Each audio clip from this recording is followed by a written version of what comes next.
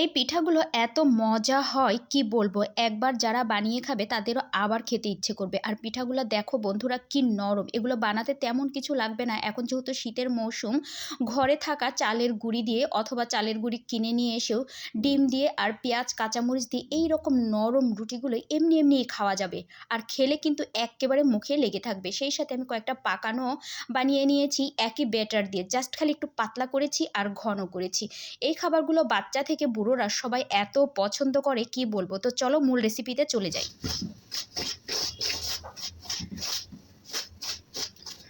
আসসালামু আলাইকুম বান্ধবীরা, এই যে দেখো বাচ্চাদের জন্য আজকে আমি আবার নাস্তা বানাতে চলে আসলাম। আজকে আমি বাচ্চাদের জন্য বানাবো ডিম দিয়ে ঝাল পাকান।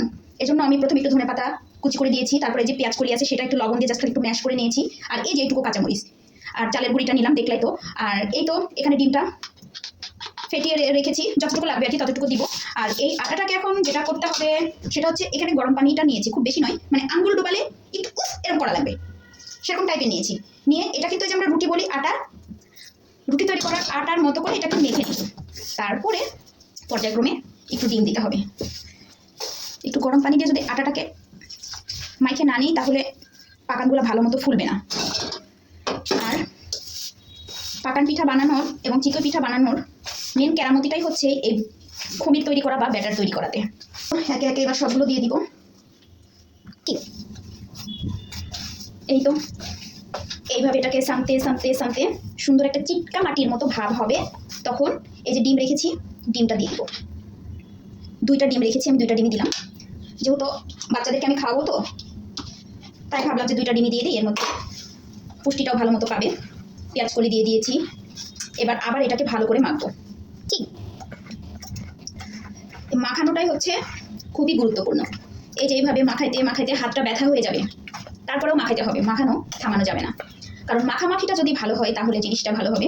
আচ্ছা যাই হোক, তো আমার মোটামুটি মাখামাখিটা হয়েছে। আর এই যে ঘনত্বটা দেখতে পাচ্ছ বান্ধবীরা, এই যে থুলে ছল্লত করে পড়ে যাবে, কোনো দাগ দুগ থাকবে না। ভালো মতো মাখানো হয়ে গেলে তখন কিন্তু এটা রেস্টে রাখার দরকার হবে না, তবে রেস্টে রাখতে পারলে ভালো, না রাখতে পারলে একদমই কিন্তু সমস্যা নেই। এই তো ব্যাটারটা দেখছো বন্ধুরা, ঠিক এরকম হবে ব্যাটারটা। তো এখানে আমি একটা টেস্ট করে দিচ্ছি অনেকক্ষণ আগে।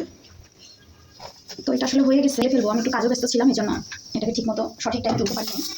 যাই হোক, আমি আরেকটা ব্যাটার দিচ্ছি। এই যে এটা ভেজে তুলে নিব, আর এটা আমি রেস্টে রেখে দেবো। আমার ছেলে যখন আসবে তখন করবো। একটা নুন ঝালের পিঠাও করেছি।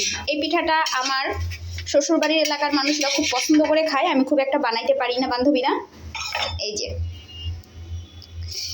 আর এখানে পাকান বানাবো, কয়েকটা বানিয়েছিলাম ঝাল ঝাল ডিম পাকান, সেটা আমার মেয়ে শেষ করে ফেলেছে।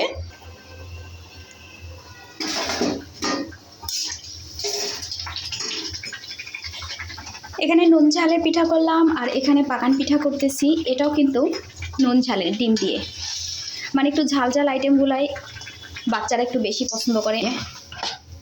আমি খুব ভালো বানাতে পারি না, তারপরে যেহেতু এখন বাচ্চার মা হয়েছি না, বানাইতে হয়, কারণ শিখতে তো হবে, তাই না?